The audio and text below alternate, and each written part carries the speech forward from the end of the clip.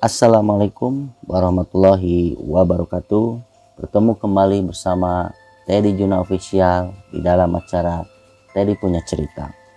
Apa kabar sahabat misteri? Semoga selalu diberikan kesehatan, umur yang panjang, serta rezeki yang tidak batas. Di episode ke-30 kali ini, saya akan membahas mengenai terjebak di alam gaib. Bagaimana kelengkapan ceritanya? Karena saya membahas atau mengangkat cerita ini karena sering terjadi berita para pendaki yang naik ke gunung sering hilang. Bagaimana penjelasan serta tips yang harus teman-teman lakukan ketika berada di gunung? Saksikan tayangan berikut ini.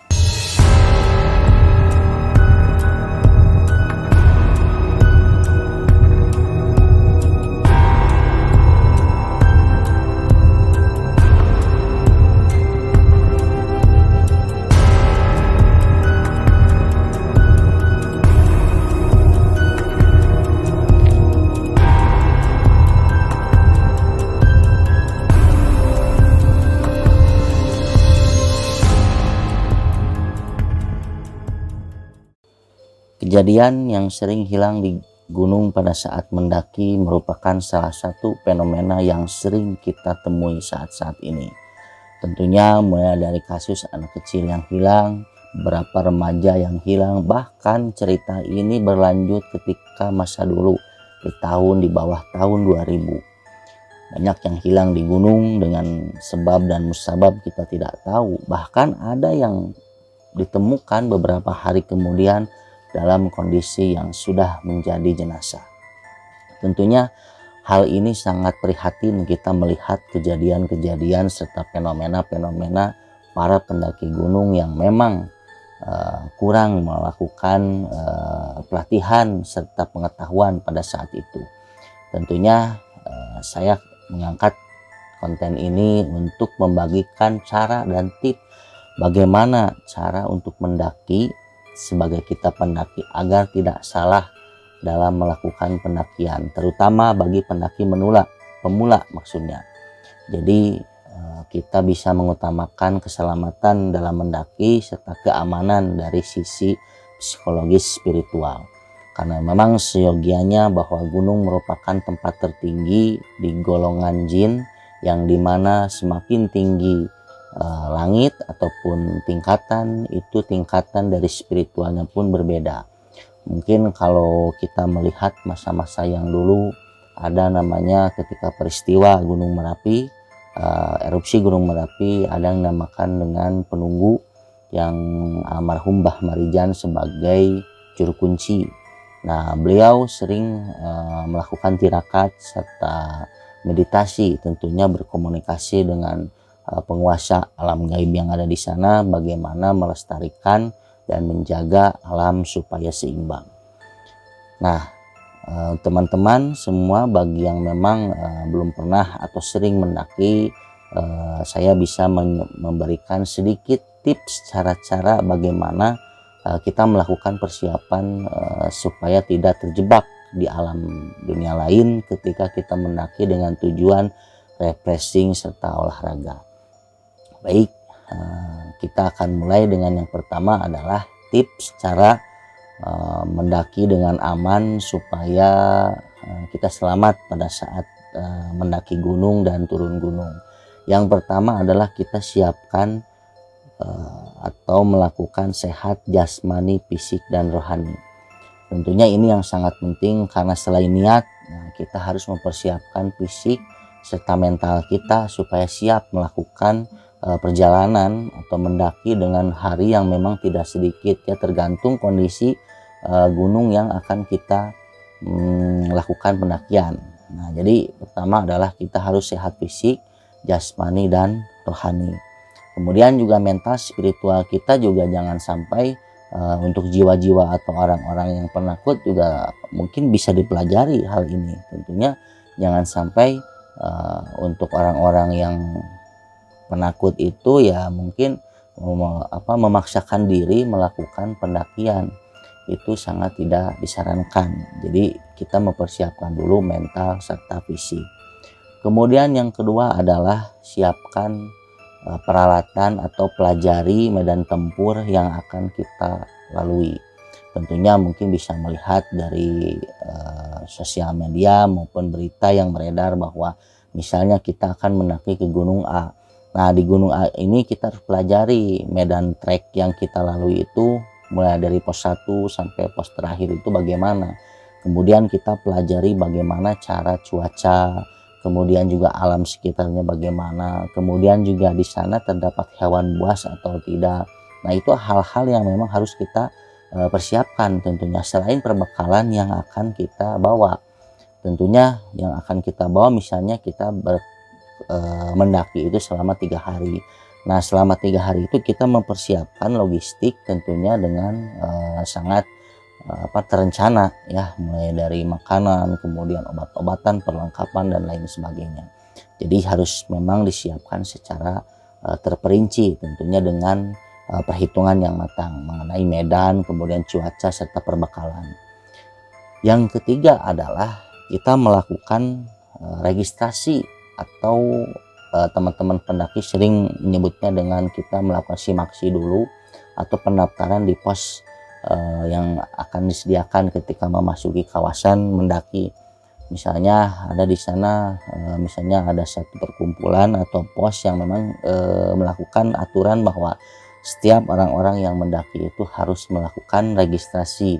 Nah, tentunya dengan surat izin ataupun misalnya di data barang-barang yang akan dibawa itu apa saja, misalnya di dalam carrier ya yang dibawa, tentunya dengan pengarahan ya yang dilakukan oleh masyarakat setempat bahwa di gunung ini tidak boleh seperti ini, terus yang boleh itu apa. Kemudian juga untuk hal-hal darurat juga mungkin disampaikan ya oleh tim di sana bahwa misalnya kita terkendala masalah darurat, yang pertama kali itu yang harus kita lakukan seperti apa, kemudian juga yang harus disiapkan seperti apa. Mungkin sebelum mendaki kita wajib ya melakukan briefing, tentunya melakukan pengarahan yang dilakukan oleh tim setempat ya kepada kita. Jadi kita wajib mengikuti arahan-arahan yang memang tim di sana arahkan kepada kita. Kemudian yang berikutnya adalah kita patuhi aturan serta larangan yang berlaku di daerah setempat. Artinya adalah di mana bumi dipijak, di situ langit dijunjung. Artinya setiap daerah, setiap tempat memiliki aturan serta pantangan yang ada. Jadi jangan sampai kita melakukan seenaknya. Misalnya kita di gunung melakukan musik dengan keras atau misalnya berteriak atau seperti apa, karena memang di beberapa gunung itu memiliki tempat-tempat sakral yang dimana tempat-tempat sakral itu mungkin oleh masyarakat dulu disakralkan, dikeramatkan, yang memang tidak boleh melakukan hal-hal di luar nalar. Misalnya ada beberapa makam atau kemudian ada tempat petilasan yang dianggap keramat oleh masyarakat setempat. Jadi kita harus menghargai hal-hal fenomena seperti itu. Jadi jangan sampai kita melanggar apa yang memang dikeramatkan di daerah atau gunung tersebut. Jadi itu karena untuk menghindari seperti yang tadi saya sampaikan, menghindari kita terjebak di alam gaib. Jadi artinya karena kita sebagai manusia dan jin itu hidup berdampingan, saling menghormati, saling menghargai, jangan sampai makhluk yang tidak terlihat itu tidak suka dengan perilaku kita, kemudian juga kita disesatkan ke dunia mereka. Nah, itu yang sering terjadi di gunung. Jadi jangan sampai pengalaman atau kejadian yang sudah berlalu kita ulangi lagi di masa yang akan datang. Tentunya kita menjadi salah satu pelajaran yang berharga tentunya. Kemudian yang berikutnya adalah selama kita mendaki itu usahakan jangan pernah membuang sampah sembarangan. Artinya adalah karena gunung merupakan tempat hutan, kemudian juga terdapat hutan belantara, banyak tumbuhan hidup, bahkan makhluk hidup yang di sana. Jangan sampai tempat seperti itu kita kotori dengan perilaku manusia yang memang membuang sampah sembarangan sehingga menjadi bencana suatu saat nanti. Tentunya sebagai manusia kita harus melakukan tindakan yang seimbang tentunya. Kemudian selain dilarang membuang sampah sembarangan, tentunya setiap tempat-tempat di gunung itu memiliki makna. Artinya adalah orang-orang yang setempat, masyarakat setempat memiliki kepercayaan, atau misalnya ada tempat-tempat yang memang jangan dilalui oleh pendaki. Misalnya hal-hal seperti itu juga kita harus hormati dan kita harus tahu, jangan sampai kita melakukan karena penasaran kita mencoba untuk memasuki area-area terlarang tersebut. Jadi saya rasa jangan sampai ya kita dengan semena-mena masuk ke tempat-tempat yang memang dilarang oleh tim maupun oleh masyarakat setempat. Nah, kemudian yang selanjutnya adalah bagaimana kalau kita terjebak ya di dunia gaib, kemudian juga kita mengalami hal-hal yang memang masyarakat dulu atau misalnya teman-teman yang dulu kita pernah hilang. Nah, yang pertama yang harus dikenal adalah kita percaya bahwa kita adalah makhluk yang memiliki Tuhan. Ya, artinya adalah kita patut berdoa dan kita patut bersikap dengan tenang. Artinya adalah kalaupun kita tersesat, kita jangan panik. Tentunya yang pertama adalah jangan panik. Yang kedua, tetap tenang, tetap berdoa dan yakin bahwa segala kesesatan yang terjadi pada kita itu akan terdapat jalan keluarnya tentunya. Kemudian juga mudah-mudahan jika kita berdoa dengan tulus, kemudian juga hati kita bersih ya, makhluk gaib sejahat apapun ya, memiliki energi yang memang bertolak belakang dengan manusia itu tentunya akan berubah ya. Jadi karena memang daya tarik manusia itu memiliki energi ya, ketika dia tidak takut energinya atau auranya berbeda ketika manusia yang takut dan tidak takut ya, tentunya berbeda warna aura. Jadi saya sarankan juga ketika teman-teman mengalami hal seperti itu, pertama jangan panik, kita tetap berdoa dan yakin bahwa kita akan keluar dari fase tersebut. Kemudian juga tetap